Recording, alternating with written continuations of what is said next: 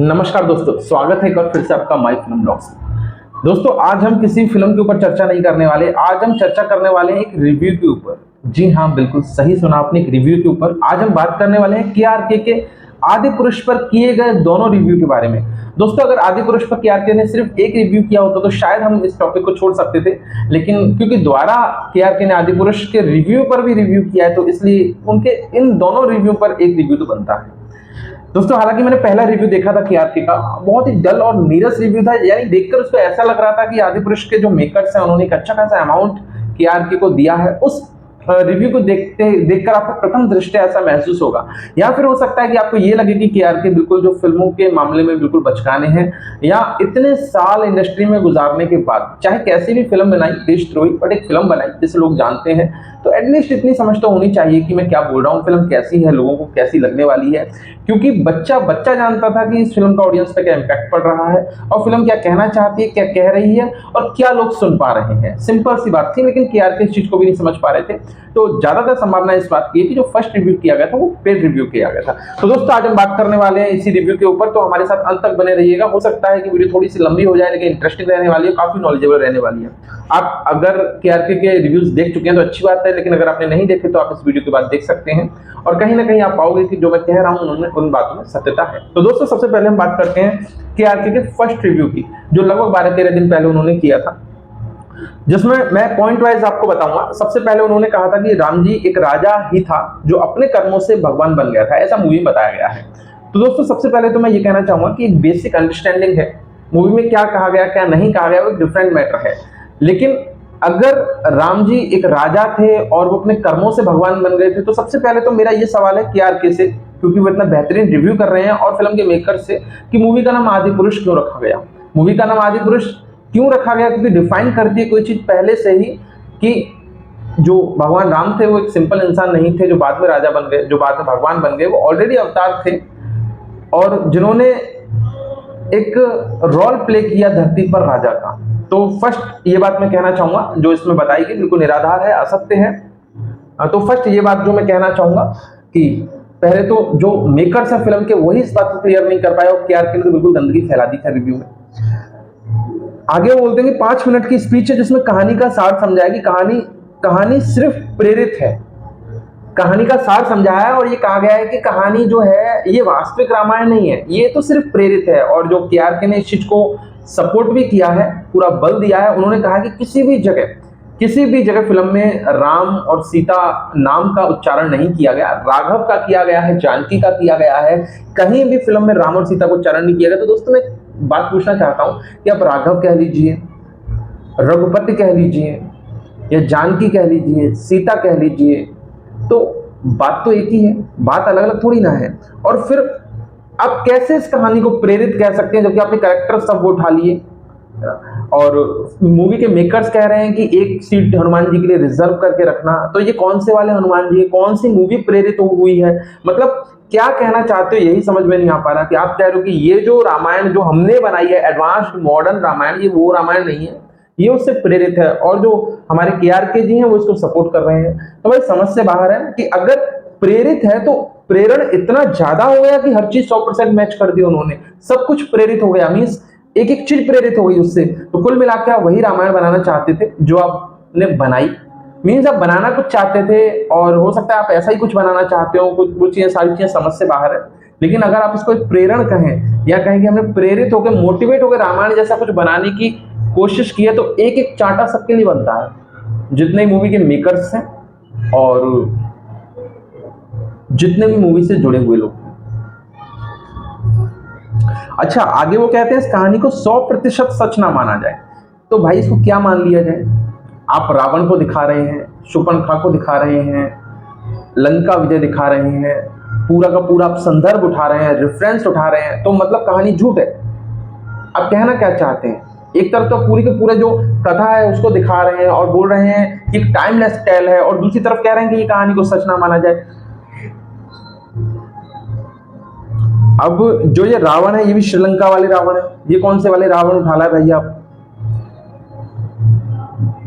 अच्छा, आगे केआरके ने एक पॉइंट रखा है कि जो रामायण की जो थिन लाइन थी, स्टोरी लाइन थी, वो बहुत ऐसी थी जिस पर 2 घंटे की फिल्म बनाना बहुत मुश्किल था। ये उनके फर्स्ट रिव्यू की बता रहा हूं मैं आपको, जो उन्होंने सपोर्टिव रिव्यू किया है आदि पुरुष को लेके, जिसमें उन्होंने कहा है कि राम जी, इस जो स्टोरी है उसको 100% सच ना माना जाए, और राम जी एक राजा थे, अपने कर्मों से भगवान बन गए। ये सारी जो स्टोरी चल रही है फर्स्ट रिव्यू की चल रही है, जिसमें उन्होंने आगे बोला है कि जो रामायण की जो लाइन थी, स्टोरी लाइन थी, वो बहुत ज्यादा मतलब वीक थी। उनका कहने का मतलब है कि वो ऐसी स्टोरी लाइन थी जिसमें 2 घंटे की मूवी बनाना, मैं बताता हूं उन्होंने क्या बोला। रामायण की कहानी बहुत थिन लाइन है, इस कहानी पर मूवी बनाने के लिए जैसा स्क्रीन प्ले किया गया है वैसा है, क्योंकि इतनी थिन लाइन पर 2 घंटे की फिल्म बनाना बहुत मुश्किल है।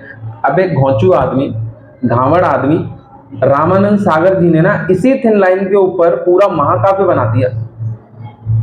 इसी थिन लाइन के ऊपर रामानंद सागर जी ने दुनिया भर के एपिसोड बना डाले, और तुम कह रहे कि 2 घंटे की फिल्म नहीं बनेगी। और रही बात, अभी आगे बात आएगी, लेकिन अभी मैं उस बात को कहना चाहूंगा। इन्होंने कहा कि एक धार्मिक फिल्म है, और धार्मिक फिल्म को कोई एंटरटेनमेंट के लिए देखने नहीं जाएगा। आपको शायद ये पता ही नहीं है कि कहीं पर रामायण का अगर पाठ हो रहा हो, या कहीं पर भागवत का पाठ हो रहा हो, या कोई भी धार्मिक पाठ कहीं पर हो रहा हो, मैं एज पर हिंदू लिटरेचर बता रहा हूं आपको, तो उसमें इतना रस होता है कि जो लोग वहां बैठे सुन रहे होते हैं वो उस जगह को छोड़ ही नहीं पाते। ऐसी ऐसी कथाएं उसमें बताई जाती हैं। तो अगर आप इस टेल को एक नीरस टेल कह रहे हैं, एक ऐसी कहानी है जिसे कोई नहीं देख सकता, तो आप बहुत बड़े बेवकूफ हैं, वाहियात इंसान हैं, और आपको इस मूवी को रिव्यू करने का कोई अधिकार ही नहीं था। बहुत ही प्यारी कहानी है, लेकिन इनको दिखानी नहीं आई। जो दिखाया वो बहुत ही वाहियात था, तो वो नीरस इतनी ज्यादा डल हो गई कि जिसे मुस्लिम क्या, ईसाई क्या, सिख क्या, हिंदू, कोई भी देखना पसंद नहीं करेगा। आगे बढ़ते हैं। आगे फर्स्ट वाले रिव्यू में केआरके कहते हैं कि मनोज मुंशी ने डायलॉग बहुत बेहतरीन लिखे हैं, मजा आ जाता है। और जिसकी काट वो दूसरे रिव्यू में करते हैं कि मेरा ये कहने का मतलब नहीं था, मैं तो तंज कस रहा था। तो अगर आप फर्स्ट वाला रिव्यू देखेंगे ना, तो उसको देखकर आपको किसी भी जगह ऐसा नहीं लगेगा कि उन्होंने तंज कसा है, बल्कि उन्होंने वाह वाह किए कि कैसे डायलॉग्स लिखे गए, क्योंकि वास्तव में उन्हें पता ही नहीं था कि रामायण में क्या डायलॉग्स थे और इनका इम्पैक्ट कहां पर पड़ने वाला है। और फिर उन्होंने अपने सेकंड वाले रिव्यू में कहा भी है कि मैं तो तंज कस के मनोज मुंतशिर को बताना चाहता था कि तूने कैसा घटिया काम किया है। अबे बेवकूफ आदमी, जो क्रिटिक्स होते हैं, तो आलोचना करते हैं, वो पब्लिक के लिए करते हैं। अब पब्लिक से बात कर रहे हो, फिल्म बन गई, मनोज मुंतशिर ने डायलॉग्स लिख दिए, सब कुछ हो गया, कर्मकांड हो गया पूरा, और अभी तुम बोल रहे हो कि मैं तो उनको इशारा दे रहा था। अभी अबे घोंचू आदमी, इशारा देके क्या घंटा उखाड़ लेंगे? अब क्या हो जाएगा इशारा देके? अगर आप उनके सच्चे मित्र थे, तो जो इशारा अब आप दे रहे हो मूवी देखने के बाद, मूवी पब्लिकल होने के बाद, आप जो इशारे उनको दे रहे हो, इशारों में बताना चाहता था, आंखों से जो इशारे आप कर रहे हैं, ये इशारे आप पहले भी तो कर सकते थे भाई। जब मूवी बन रही थी तब क्या आपने आंखें बंद कर रखी थी? अगर मूवी प्लेटफॉर्म पर भी नहीं आई, जब भी आप उनसे आगे कह सकते थे कि भाई ये तुमने बहुत बड़ी गड़बड़ कर दी है। इस तरीके के वाहियात डायलॉग्स रामायण जैसी मूवी में रखना अच्छा नहीं है। आगे बढ़ते हैं। फिल्म का बैकग्राउंड म्यूजिक मजा आ जाता है। तो भाई क्या चाटोगे ऐसे बैकग्राउंड को, जो विजुअलाइज इतने गंदे हुए हैं उसमें। जो लंका थी वो आपने देखी कैसी कर रखी थी, मीन्स पूरा जो वर्जन है वो डार्क में बनाया गया है। रामायण इतनी ज्यादा डार्क थोड़ी ना थी, लड़ाइयां भी रात में दिखा रहे हैं। किस टाइम की रामायण आप दिखा रहे हो? आपको पता है अभी तक के समय में जो युद्ध होते थे वो दिन में होते थे। दिन में जैसे ही रात होती थी, शाम का समय होता था, युद्ध बंद हो जाता था, दूसरे दिन फिर चालू हो जाता था। आपने तो मर्यादा को भंग कर दिया सर। आगे बढ़ते हैं। आगे कहते हैं ओम रावत जी को, आगे कहते हैं कि ओम रावत जी को जितना डायरेक्शन आता है उसके हिसाब से ठीक है। भाई क्या ठीक है? क्या डायरेक्शन किया है इसमें उन्होंने? बिल्कुल वाहियात, कुछ समझ में नहीं आया डायरेक्शन के नाम पर। जब लोगों ने मूवी बिल्कुल नेग्लेक्ट कर दी, बकवास कह दिया उसको, तो डायरेक्शन अच्छा होने का मतलब ही नहीं रह जाता। किस चीज का डायरेक्शन कर रहे हैं वो वहां पर? किस मतलब वो करना क्या चाहते हैं? हम तो यही समझ नहीं पा रहे थे। मूवी स्टार्ट हुई और उसमें वो कबूतर से उड़कर आए, चमगादड़ सी, उसी वक्त मैंने तो मुझे पता चल गया मूवी जो ट्रैक से उतर गई। तो बहुत से लोग कह रहे हैं ना कि फर्स्ट हाफ अच्छा है, सेकंड हाफ में गड़बड़ हुई। मैं तो कह रहा हूँ जहां से वो चील कॉय से आए वहां पर वहीं से इतना बकवास और भद्दा होना शुरू हो गया कि डायरेक्शन, एक्टिंग सबकी माँ बहन हो गई। आगे वो कहते हैं प्रभास ने बहुत अच्छी एक्टिंग की है, प्रभास ने बहुत अच्छी एक्टिंग की। तो भैया ऐसी एक्टिंग जो प्रभास ने इसमें करी है ना, वो सिर्फ बाहुबली में अच्छी लगती है। पूरा जो करेक्टर था ना उनके अंदर, बाहुबली वाला घुसा हुआ था। किस चीज की एक्टिंग करी है उन्होंने? जो सौम्यता भगवान राम के चेहरे पर होनी चाहिए, जो एक मधुरता होनी चाहिए, देखिए भगवान को ना आपने देखा ना हमने देखा ना किसी ने देखा, लेकिन जब कभी भगवान की छवि आती है तो एक मधुर छवि हमारे दिमाग में आती है। तो कहीं आप कह सकते हैं अरुण गोविल जी ने जस्टिफाई किया उस रोल को, या जो भी महाभारत आई थी उसमें जो रोल भगवान श्री कृष्ण का किया गया है, जो लेटेस्ट महाभारत आई थी, मीन्स एक गॉडली प्रेजेंस दिखता है कि कहीं भगवान कृष्ण रहे होंगे, इस तरीके के रहे होंगे। तो वो प्रभास के जो लुक था, प्रभास की जो एक्टिंग थी, उससे बिल्कुल डिफर था। मीन्स ऐसा लग रहा था कि कोई आम इंसान लगा हुआ है पेलने के लिए, मतलब कोई बंदा लगा हुआ है जबरदस्ती खींचने के लिए रोल को। तो कुछ दम नहीं था प्रभास की एक्टिंग में, 0 बटे सन्नाटा। अभी अगर कोई कहता प्रभास ने एक्टिंग बहुत अच्छी की है तो वो गधा है बहुत बड़ा। अच्छा, अब बात आती है सैफ अली खान की एक्टिंग की। बोला कि सैफ अली खान की एक्टिंग बहुत ही जबरदस्त रही। तो भैया मुझे तो सबसे पहले ये समझ में नहीं आता कि सैफ अली खान को बवासीर हो गई है क्या मतलब चलने में दिक्कत आ रही है, या किस बंदे का ये आइडिया था कि वो यूं लचक लचक के चलेगा, उछल उछल के चलेगा, क्या है? मतलब आप रावण को समझते क्या, और रावण क्या है? कोई कह रहा है खूंखार दिख रहा है, मतलब रावण का ड्राकुला था जो खूंखार दिख रहा था। मतलब आप क्या कहना क्या चाहते हो कि मतलब रावण क्या कोई ड्राकुला है जिसे खूंखार दिख रहा था, कि खून पीता था, कि कोई पिशाच था? भैया रावण जो था ना वो जाति से ब्राह्मण था और 4 वेदों का ज्ञाता बोला गया रावण को। तो रावण जो था वो परम विद्वान था, महाविद्वान था। तो ऐसा खूंखार नहीं था वो किसके दांत निकले हुए हैं और वो काट खाता घूम रहा है लोगों को। सबसे पहले तो ये है कि जो कथा आपने उठाई है उसका सार समझने की कोशिश कीजिए, उसकी आत्मा तक पहुंचने की कोशिश कीजिए। भगवान राम के सामने जो विलेन था ना वो भी उतना ही उच्च कोटि का था, कोई छपरी आदमी नहीं था, वो बहुत ही उच्च कोटि का विद्वान व्यक्ति था। शायद आपको पता हो कि जब अंत होता है युद्ध का तो भगवान राम अपने छोटे भाई लक्ष्मण से कहते हैं कि लक्ष्मण अब आप जाओ, जो रावण है वो अपनी अंतिम सांसें गिन रहे हैं, उनके पास जाओ और कुछ ज्ञान की बातें उनसे लेके आओ। मुझे यकीन है कि वो तुम्हें जो बताएंगे वो तुम्हारे जीवन में अवश्य ही कारगर होगा। अब एक बात बताओ, किसी छपरी आदमी के पास भगवान राम अपने छोटे भाई को भेजते थे, बात करने की तमीज नहीं है कि जाइए जरा लल्ला पूछ कहिए क्या कह रहा है। तो यार कम से कम इतनी थोड़ी सेंस लगाओ। ऐसे ही साले रिव्यू करने वाले हैं। आगे बढ़ते हैं। सनी ने अच्छी एक्टिंग की है, पता नहीं कहां से अच्छी लग रही है, ठीक है। फिल्म में वीएफएक्स का काम है, लेकिन वीएफएक्स अच्छा नहीं है, ये आगे बोलते हैं। तो फिल्म में वीएफएक्स का ही काम है और वो ही अच्छा नहीं है, तो फिर अच्छा क्या है उसमें? क्या दिखाया? वो बंदर उछलते हुए, वो भी ढंग से उनको वो नहीं किया, आपने जस्टिफाई नहीं किया। जिन दर्शकों के लिए ये मूवी बनाई गई है वो इसे देखने जाएंगे, बिल्कुल जाएंगे, और गए भी थे, और फिर गालियां दी उन्होंने। किन दर्शकों के लिए मूवी बनाई? इसमें केआरके जी कहते हैं कि 60% लोगों को मूवी जरूर पसंद आएगी जिन्हें धर्म में आस्था है, जिन्हें राम में आस्था है। तो मीन्स आपके कहने का मतलब ये है कि जो इतने लोग गालियां दे रहे हैं उनको ना तो धर्म में आस्था है ना राम में आस्था है। सिर्फ जिन घावड़ों को वो मूवी पसंद आएगी, आप कहोगे कि यही वो वास्तविक में धार्मिक आदमी है, और जो राम भक्त हैं जिनको मूवी समझ में ही आपकी लाइन का ये मतलब बनता है कि बाकी सब बेवकूफ है, उनको पता ही नहीं है, उनकी तो आंखें फूट गई हैं, उनको मालूम ही नहीं कि पर्दे पे क्या चल रहा है। लंका काली हो गई है, राम जी के चेहरे से स्माइल गायब हो गई है, आधे नंगे आदमी दिखाए जा रहे हैं उसमें, और चमगादड़ को मीट खिलाया जा रहा है। वो सब चीजें दिखेंगी नहीं पब्लिक को। रात में युद्ध हो रहा है वो नहीं दिखेगा। दुनिया भर की उसमें जो ब्लंडर्स किए गए, मिस्टेक्स किए गई हैं, वो दिखेंगी नहीं। 5 से ऊपर लगा दिए, 5 नीचे लगा दिए। अरे कम से कम सीक्वेंस तो बना के चलते। क्या तुमने ज्यादा अच्छा सीक्वेंस बना लिया है? खैर छोड़िए, अब बात करते हैं सेकंड वाले रिव्यू की। ये तो फर्स्ट रिव्यू था, जिसमें साथ साथ जो उन्होंने सेकंड रिव्यू में अपने प्रत्युत्तर दिए हैं, मैंने कहीं कहीं ऐड किए हैं। इसमें वो कहते हैं, फिल्म सेकंड वाले रिव्यू में कहते हैं, वो जस्टिफाई करते हैं अपने फर्स्ट रिव्यू को कि अच्छा, और इतने बेशरम हैं अभी भी ये नहीं मानते कि वो जो मेरा रिव्यू था वो गलत था, या फिर मैंने थोड़ा दाम पानी ले लिया था उसकी वजह से ऐसा फेल दिया। तो नहीं बोलेंगे, क्या बोल रहे हैं, रिव्यू बिल्कुल सही था पर आप लोगों की समझ में नहीं आया। क्यों? क्योंकि हम तो बेवकूफ हैं। ऑडियंस तो गधी होती है, उसको तो पता ही नहीं होता कि क्या चल रहा है क्या नहीं चल रहा है, तो हम तो बेवकूफ हैं। तो वो कहता है आपकी समझ में नहीं आया, रिव्यू सही था। तो वो क्या कहते हैं, फिल्म मंडे को सरवाइव नहीं कर पाई क्योंकि ये लोगों को पसंद नहीं आई। बिल्कुल सही बात है, ये लाइन उन्होंने अच्छी कही। आगे कहते हैं, जो मैंने रिव्यू किया था वो लोगों को समझ नहीं आया। मैं ये नहीं कहूंगा कि पसंद नहीं आया, ये कहूंगा कि समझ नहीं आया। हाँ, क्योंकि आप बेवकूफ हो। जिन लोगों ने उसे सब्सक्राइब कर रखा है, 2-2 लाख व्यूज देते हैं, एक मोटी कमाई देते हैं, वो तो गधे हैं, उनको तो समझ नहीं आता। और अभी भी आप लोग हमारे चैनल को सब्सक्राइब नहीं करेंगे, छोटे भाई के चैनल को सब्सक्राइब नहीं करेंगे, ऐसे घावड़ लोगों के चैनल को सब्सक्राइब करेंगे। उसकी वजह थी कि मैंने डायरेक्टली वो चीजें नहीं बोली जो मैं बोलना चाहता था। अच्छा, मतलब इन्होंने जो बोलना था वो बोला ही नहीं। फिर किस बात की क्रिटिक्स रह गई? चलो आगे चलते हैं। मैंने इशारों में बोला और पब्लिक को मेरे इशारे समझ नहीं आए मैं क्या कहना चाह रहा हूं, इसलिए मैं इस फिल्म को दोबारा रिव्यू कर रहा हूं। या यूं कहिए कि मैं अपने रिव्यू का रिव्यू कर रहा हूँ। अब मतलब ये अपने रिव्यू का रिव्यू कर रहे हैं क्योंकि पब्लिक के समझ में नहीं आई वास्तव में ये क्या कहना चाहते थे, क्योंकि इन्होंने इशारों में कहा। तो भैया गलती तो आपकी है ना, कोई बंदा इशारों में बोल रहा है तो इतना तो समझो। इशारों की बात समझ नहीं रहे हो, कमेंट बॉक्स में बेचारे को गालियां देने में लगे हुए। चलो बढ़ते हैं आगे। ये फिल्म अभी भी 140 करोड़ का बिजनेस करेगी, तो भैया बिल्कुल कर जाएगी, भैया बिल्कुल करेगी। पब्लिक देखने जाएगी कि क्या गंदगी फैलाई है भाई। एक चुल नाम की चीज होती है, या आप कहिए कि जिज्ञासा, तो जिज्ञासा जरूर खींच के लेके आती है लोगों को, देख के तो आए आखिर हुआ क्या था। आगे तक प्रवास हिंदी फिल्म का एक्टर नहीं है। देखिए पॉइंट देखिए क्या रखता है बंदा। प्रवास हिंदी फिल्म का एक्टर नहीं है, वो तेलुगु एक्टर है। अगर तेलुगु एक्टर की मूवी इतना बिजनेस करती है तो एक बड़ी बात है। सबसे पहले तो KRK जी, आप पता नहीं किस दुनिया में रह रहे हैं, समझ में नहीं आता।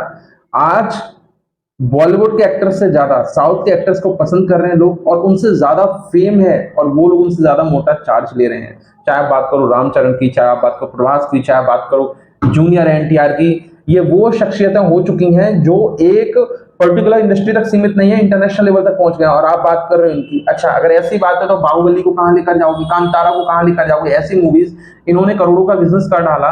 और अगर आप फ्लॉप की फिल्मों की बात करें तो बॉलीवुड की फिल्में ऑन द मूव गिर रही हैं। और आप ऐसी बात करते हैं कि वो तेलुगु के एक्टर हैं, एक बेचारे क्षेत्रीय रीजन के हैं, अपने मोहल्ले में फिल्में दिखाते हैं। इनकी फिल्में अगर नेशनल लेवल पर देखी जा रही है तो बहुत बड़ी बात है। भाई साहब इंटरनेशनल लेवल के एक्टर हैं, क्या बातें करते हो भ्रमित करने वाली। अब आगे कहते हो राम भी एक राजा थे जो अपने कर्मों से भगवान बन गए थे। ये बात गलत थी, आज पब्लिक इन्हें भगवान मानती है, बात खत्म हो गई। तो अब यहां पर वो आक्षेप लगा रहे हैं डायरेक्टर प्रोड्यूसर्स पर कि उन्होंने कहा कि राम जी राजा थे और भगवान बन गए, और जिस पब्लिक को नहीं पच रही। तो भैया सीधी सी बात है, खत्म करो ये कह के कि वो भगवान थे। तो आप कहना क्या चाहते कि पब्लिक बेवकूफ है, वास्तव में भगवान थे। तो अब आप क्या इसमें क्लॉज लगाना चाहते हो कि पब्लिक बेवकूफ है जो इस चीज को नहीं समझ पा रही है। आगे कहते हैं मैंने ये बात खुलकर क्यों नहीं की, इसके दो रीजन है। खुलकर क्यों नहीं की कि फिल्म के बारे में इसमें क्या चल रहा है क्या नहीं चल रहा, डायलॉग्स कैसे हैं, इसके दो रीजन है। अब सुनिए रीजन क्या देते हैं। एक तो मेरे दोस्त मनोज मुंतशिर खास है, तो उनका मैं क्रिटिसाइज नहीं कर सकता था। अले ले ले ले ले कितना प्यारा बच्चा है, ये क्रिटिसाइज नहीं करेगा, दूसरों को गालियां देने में आगे रहता है ये बंदा। अभी ये मनोज मुंतशिर को क्रिटिसाइज नहीं कर सकता, तो भैया फिर तुम क्रिटिक्स क्यों बने, क्यों कर रहे हो रिव्यू, क्यों लोगों को धोखा दे रहे हो, क्यों साला लाखों करोड़ों रुपए छाप रहे हो तुम लोगों को ऐसे वाहियात और घटिया रिव्यू दिखा के। जब आप क्रिटिक्स हो तो क्रिटिसाइज करना आपका धर्म है। आप क्रिटिसाइज नहीं कर पा रहे अगर किसी को ईमानदारी से, मतलब आप ये देख रहे हो कि मेरा खास है तो मैं इसके बारे में अच्छा बोलूंगा, और अगर कोई मेरा खास नहीं है तो मैं उसके बारे में गंदा बोलूंगा। तो ये किस तरीके के क्रिटिक्स हुए आप? फिर तो आप एक वाहियात इंसान हो गए, जो एक मौका परस्त हो गए, जो देख रहे हो कि कहीं से हो सकता है मनोज मुंतशिर ने नीचे से कुछ पेमेंट ही पकड़ा दिया हो कि ये पकड़ो बाबूजी, अच्छा बोल देना, फिल्म की तो वैसी लगी पड़ी है, कम से कम तुम्हारा रिव्यू देख के लाख 2 लाख रुपए की एक्स्ट्रा कमाई हो जाएगी। अच्छा दूसरा रीजन क्या देते हैं, वो इससे भी घटिया और वाहियात रीजन है। क्या रीजन देते हैं? दूसरा रीजन ये है, मैं खुलकर नहीं कह सकता था, मैं इस फिल्म की खुलकर मुखालफत मैं इस फिल्म की खुलकर मुखालफत नहीं कर सकता क्योंकि मैं एक मुस्लिम हूं। ये इन्होंने एक सेफ पॉइंट लिया कि मैं एक मुसलमान कुछ बोलूंगा तो हिंदू भड़क जाएंगे। खैर आगे बढ़ते हैं। और लोग मेरे ऊपर FIR कर सकते थे। बाकी क्रिटिक्स में और मुझ में अंतर है, ये तो खलीफा है, क्योंकि किसी को घंटा फर्क नहीं पड़ता कि कोई क्रिटिक्स क्या कहता है, लेकिन मैं कुछ कहता तो सभी मेरे पीछे पड़ जाते, क्योंकि माशाल्लाह पुलिस वाले भी मेरे रिव्यू को सीरियस लेते हैं। अरे भैया तुझे कोई सीरियस नहीं लेता, परेशान मत हो इस बात पे, ठीक है। और रही बात इस बात की कि ये मुसलमान है इसलिए इन्होंने ऐसा रिव्यू नहीं किया, तो मैं सबसे पहले यही कहना चाहता हूं, अगर तुम्हें इतनी परेशानी थी, सबसे पहले अगर इतनी फटती है तो क्रिटिक्स बनेगी, चलिए वो भी छोड़िए। अगर आपको ऐसा लगता था कि मैं मुस्लिम हूं और आदि पुरुष पे रिव्यू करूंगा तो कुछ प्रॉब्लम ना हो जाए, तो भैया रिव्यू करने की जरूरत थी क्या थी? छोड़ देते आदि पुरुष को, दुनिया भर की फिल्में दूसरी आ रही है उनको रिव्यू कर लो। क्या बड़ी लकड़ी उठा के तुम्हें लेनी है कि मुझे आदि पुरुष का रिव्यू करना है? और अगर कर रहे हो तो कम से कम ईमानदारी से करो, ढंग से करो। इतनी बात तो गवार से गवार इंसान समझ जाएगा कि इतने वाहियात डायलॉग्स का यूज उस वक्त के लोग करते ही नहीं होंगे। उस वक्त के छोड़िए, जो आज के भी लोग हैं, कलयुग के भी लोग हैं, जो आज की 21वीं सदी में रह रहे हैं, वो लोग भी, जो सभ्य लोग हैं उनकी बात मैं कर रहा हूं, वो भी ऐसे घटिया वाक्यों का उच्चारण नहीं करेंगे कि चल निकल, लंका लग गई, आज हम ये करेंगे वो करेंगे। जो अनाप शनाप भाषा उसमें इस्तेमाल की गई है, इस तरह की भाषा का प्रयोग आज भी लोग नहीं करेंगे। उस वक्त के लोगों का तो कहना क्या, तो इतनी सी बात आप मूवी देखकर नहीं समझ पाए। यह बात हिंदू मुसलमान की है ही नहीं है। अगर आप एक ऑनेस्ट रिव्यू करते और आप कहते कि भाई मैंने मूवी देखी है, सिंपल सी बात है, मैं मुस्लिम हूँ, मैं रिव्यू करने के लिए बैठा और मैंने बोला कि मैंने जो आदि पुरुष मूवी आई है उसको देखा, जिस तरीके के वाक्य, जिस तरीके के संवाद, जिस तरीके के डायलॉग्स भगवान राम के लिए दिखाए गए कि चल निकल यहां से, या जिस तरीके के डायलॉग्स हनुमान जी के द्वारा प्रयोग किए गए, मूवी में दिखाए गए कि तेरी लंका लगा देंगे और ये कर देंगे वो कर देंगे, वो मुझे अशोभनीय लगे। बाकी आप कमेंट बॉक्स में अपनी राय दीजिए। मैं नहीं समझता कि इस तरीके के डायलॉग्स का प्रयोग त्रेता युग में हुआ होगा, या जिस तरीके की वेशभूषा दिखाई गई, जैसे कि रावण जो थे वो डबल रोल में दिखे, एक रोल में वो खिलजी का रोल कर रहे थे और कभी कभी रावण, मतलब कभी खिलजी लग रहे थे, कभी रावण लग रहे थे, खिलजी ज्यादा लग रहे थे, रावण कम लग रहे थे, कुछ इस तरीके का अगर बताते, जो चीजें सामने दिख रही हैं, फ्रंट पे दिख रही हैं, तो वो चीजें मान्य होती हैं आपकी। बहुत सारी चीजें, लंका सोने की थी, आप ये बात बोलते अपने उसमें रिव्यू में बोलते कि भाई लंका सोने की थी, इन्होंने काली लंका कैसे दिखाई? पूरी मूवी डार्क में बनी हुई है, अंधेरे में बनी हुई है, समझ में नहीं आ रहा कि पूरी रात में शूट हुई है। आप ये बात बोलते कि युद्ध किस तरीके से आप रात में दिखा रहे हो। आप जो फैक्ट्स थे उनको सामने रखते पब्लिक के, बट आप कोशिश कर रहे थे फिल्म को डिफेंड करने की, फिल्म को बचाने की। आगे बढ़ते हैं। ये फिल्म 100% रामायण की कहानी नहीं है, बल्कि रामायण से प्रेरित है। ये बात आपने पहले भूली, ठीक है। आगे कहते हैं, और ये बिल्कुल सही बात थी जो गलत समय पर कही गई। गलत समय का फिल्म की स्टार्टिंग पे पहले ये लोग कहते आ रहे थे कि ये फिल्म रामायण है। मेरा सिर्फ ये कहना था कि आप पिछले 1 साल से यह कहते क्यों आ रहे हो। ये बात इन्होंने फिल्म मेकर्स के लिए कही है कि यह रामायण की कहानी है। सिर्फ इतना कहो कि हमने यह कहानी इंस्पायर होकर लिखी है, बाद में मुकर गए हैं। ये मेरा संदेश था कि ये आपकी बहुत बड़ी गलती है। तो भाई तुम गूंगे बहरे हो क्या? तुम रोटी नहीं खाते? पहली बात तो ये है कि ये जो बात कहे वही गधा कि ये प्रेरित होकर लिखी गई है। सिर्फ 2 नाम ना लेने से राम और सीता का अगर कोई कहे रामायण नहीं है तो उससे चमाट मारो खींच के पहले तो, कि तुमने किया क्या है। फिर आप पूछिए ना डायरेक्ट जाके, अगर ये प्रेरित है तो ये कौन सी कहानी बनाई? मतलब अगर ये प्रेरित है तो ये कल्पना है कि सत्य है, और अगर सत्य है तो ये रामायण क्यों नहीं है, ये प्रेरित क्यों है? और कल्पना है तो ये सारी चीजें मैच क्यों हो रही है? रावण भी मैच हो रहा है, लंका भी मैच हो रही है। अगर आप फ्रिक्शन बना रहे थे तो फ्रिक्शन कुछ ऐसा तो बनाते जिसे देख के अविश्वसनीय लगता कि नहीं नहीं ये रामायण नहीं है, ये अलग चीज है। तो इतना तो आपको ही पता है ना, जब आप क्रिटिसाइज कर रहे हो किसी मूवी को, जब आप किसी मूवी के बारे में बता रहे हो, जब आप किसी मूवी की अच्छाइयां और बुराइयां बता रहे हो, तो इन पॉइंट्स को आप सामने रखिए ना उन चीजों के। आप क्यों कह रहे हैं ये बात कि ये जो मूवी है ये 100% रामायण की नहीं है, ये तो प्रेरित होकर बनी है? तो ये तो आपकी गलती है ना, मेकर्स की गलती थोड़ी ना है। अब आगे ये कहते हैं, इन्होंने एक और डायलॉग दिया है, मैंने कहा मनोज ने बहुत अच्छे डायलॉग लिखे, यह एक तंज था इसलिए मैंने डायलॉग रिपीट किए थे। मैं मनोज को बताना चाह रहा था कि ये बहुत बड़ा ब्लंडर है। तो भाई अगर आप मनोज को बताना चाह रहे थे कि ये इतना बड़ा ब्लंडर है, तो अब मतलब 4 दिन में दोस्ती टूट गई। अब पहले आप दोस्त का साथ दे रहे थे और बता रहे थे उसे कि इतना बड़ा ब्लंडर है, और ब्लंडर बताना भी था तो पहले नहीं बताया। आप मतलब इंतजार कर रहे थे कि फिल्म प्लेटफॉर्म पर आए और मनोज की ऐसी कैसी हो जाए, आप ये चीज का इंतजार कर रहे थे आप। अरे पहले जाके बताते ना उसको, भाई ये तो तूने ब्लंडर कर दिया है, और अब बता रहे हो उसको। चलो अभी भी बता रहे हो तो आपकी दोस्ती तोड़ रहे हो, अभी भी उसके साथ खड़े रहो ना, बोलो तूने बहुत अच्छे डायलॉग्स लिखे हैं। और जैसे आप बोल रहे हो कि तंज कस रहे हो, तो मुझे तो आपका फर्स्ट रिव्यू देख के कतई ऐसा नहीं लगा कि आप उस पर तंज कस रहे हो, बल्कि ये लगा कि आप उसके सपोर्टिव हो। चलो आगे बढ़ते हैं। मैंने कहा था जो लुक है वो सही नहीं है, मैं फिल्म को प्रेज नहीं कर रहा था, मैं मेकर्स को बता रहा था कि ये आपकी बहुत बड़ी गलती है। देखा, इशारों में बता रहे हैं, ना मेकर समझ पा रहा है ना पब्लिक समझ पा रही है, और लोग लगे हुए कमेंट बॉक्स में पेड रिव्यू करने के लिए, क्योंकि लोग समझ ही नहीं पा रहे आपके इशारों को। तो भैया ऐसे इशारों को क्या फायदा जिसे दुनिया नहीं समझ पा रही है। अब ये कह रहा है कि लुक सही नहीं है, पहले तो नहीं ऐसा कुछ नहीं बोला कि लुक सही नहीं है। आगे कहते हैं, ओम राउत को ज्यादा डायरेक्शन नहीं आता, तो क्या मैं फिल्म को प्रेस कर रहा था? अगर आप नहीं समझ पा रहे तो आपकी गलती है। अब मतलब भैया गलती आपकी है सारी, क्योंकि ओम राउत को डायरेक्शन नहीं आता, ये तो इन्होंने पहले ही बताया, लेकिन बताया किस तरीके से वो देखी, ज्यादा डायरेक्शन नहीं आता तो है, इसलिए उसको 3 पॉइंट की रैंकिंग दे दी। भैया आदि पुरुष को अगर आप रैंकिंग देने निकलोगे ना तो माइनस में चली जाएगी रैंकिंग। तुमने कहां से 3 स्टार उठा के दे दिए गधे। आगे बढ़ते हैं। अब ये कहते हैं तीनों ने एक्टिंग अच्छी की, सब ने एक्टिंग बायात करी, कोई एक भी बंदा ऐसा नहीं था फिल्म में जिसने अच्छी एक्टिंग करी। इसके अलावा मैंने कहा था कि कोई भी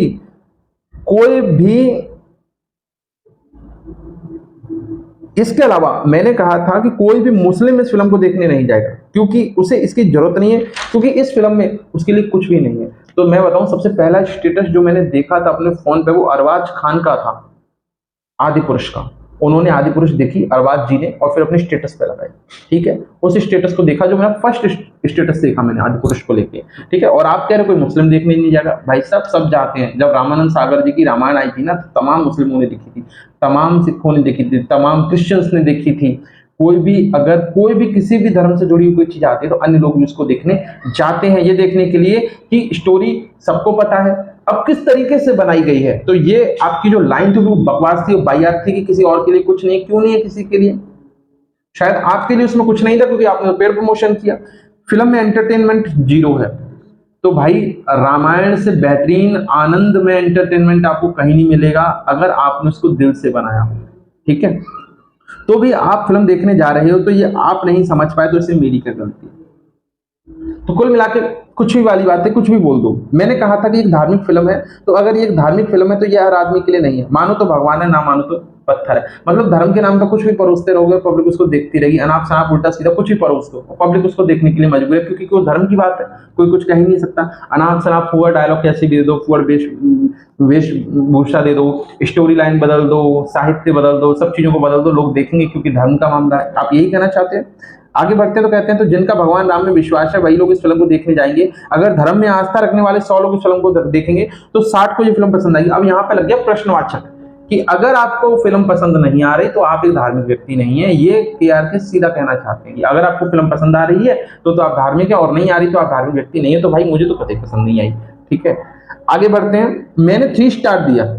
अगर ऐसे 100 लोग फिल्म देखने जाएंगे जिनका धर्म में आस्था, भगवान राम में आस्था, तो उन्हें ये फिल्म पसंद आएगी। सिर्फ इसी बात पे उन्होंने इन्हें 3 स्टार दे दिया और मोस्टली लोगों को ये फिल्म पसंद नहीं आई। तो सीधी सी बात है कि यार ये कहना चाहते हैं कि आपकी धर्म में आस्था नहीं। क्योंकि मेरा मानना है जो धर्म में विश्वास ही नहीं करता, जिसकी भगवान राम में आस्था ही नहीं, वो फिल्म को देखने क्यों जाएगा? अब इतने सारे भाई साहब हिंदू लोग गए बट उनको फिल्म पसंद नहीं आई। तो अब यहाँ पे 2 बातें हैं। पहली बात तो ये है कि उनकी भगवान राम में आस्था नहीं है। दूसरी बात ये है कि वो नकली हिंदू है, तभी भाई उनको पसंद नहीं आई। आप यही कहना चाहते हैं? आगे बढ़ते हैं तो कहते हैं एक धार्मिक फिल्म है और मैं मुसलमान हूँ।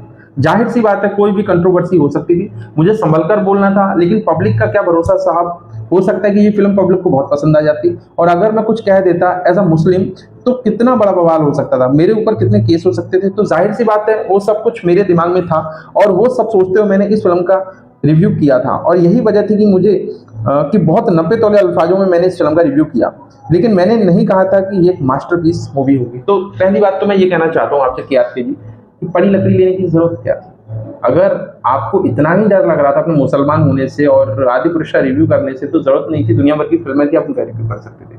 और अगर आप रिव्यू कर रहे थे तो आप ईमानदारी से रिव्यू करते। सही गलत तो दिखता है ना, वो तो पता चलता है, हर चीज मालूम पड़ती है। और अगर आप सही बातों को रखते आगे तो कोई भी हिंदू या हिंदू धर्म में आस्था रखने वाला या भगवान राम में आस्था रखने वाला कतई आपसे नहीं कहता कि KRK ने एक गलत रिव्यू किया है। अगर आप स्पष्ट कहते कि भाई लंका कब से काली हो गई, डायलॉग कब से इतने फूहड़ हो गए, भगवान राम का चेहरा कब से इतना उदासीन हो गया, कब से अश्लीलता दिखने लगी, अगर आप इन बातों को कहते, एक सभ्य तरीके से कहते, तो डेफिनेटली हर बंदा आपकी बात से एग्री होता। लेकिन आपने अपनी जिम्मेदारी को पता ही नहीं निभाया। अब आप उन चीजों को कवर अप करने की कोशिश कर रहे हैं, और वो भी बहुत गंदे तरीके से। आप ये माने बिना कि मैंने रिव्यू गलत किया, आप ये कह रहे हैं कि पब्लिक रिव्यू नहीं समझ पाई। तो दोस्तों ऐसे लोगों को आप फॉलो भी करते हैं, देखते भी हैं, उनके व्यूज भी मिलियन से पहुंचा देते हैं। खैर जनता जनार्दन है, आपको हो सकता है उसे देखना पसंद हो, लेकिन आप मेरे चैनल को भी सब्सक्राइब कर सकते हैं। बहुत ही बेहतरीन कोशिश करता हूँ रिव्यूज आपके लाने के लिए, एक ऐसे रिव्यू लाने के लिए जो बिल्कुल निष्पक्ष हो। क्योंकि निष्पक्ष तो इसलिए होंगे कि हमें कोई देता लेता तो कुछ है नहीं है, तो हम तो वही बोलेंगे जो हमारे दिल को लगता है, ठीक है। हो सकता है कि पब्लिक को कभी चीजें थोड़ी बहुत आगे पीछे लगती हैं, लेकिन ज्यादा अंतर नहीं पड़ता है। ऐसा नहीं होता कि हम किसी चीज को ऐसे बोलें और पब्लिक को वो चीज ऐसे दिखे, क्योंकि मेरा ये मानना है कि भावनाएं लगभग सभी इंसानों में सेम होती है। तो दोस्तों चलते चलते कहना चाहूंगा कि वीडियो को लाइक करें, और ऐसे ही वीडियो भविष्य में पाते रहने के लिए चैनल को सब्सक्राइब करना बिल्कुल भी न भूलें। तो दोस्तों बढ़ेंगे वीडियो की समाप्ति की ओर, मिलेंगे अपनी नेक्स्ट किसी वीडियो में। जब तक के लिए लेना चाहेंगे आपसे इजाजत, बाय बाय।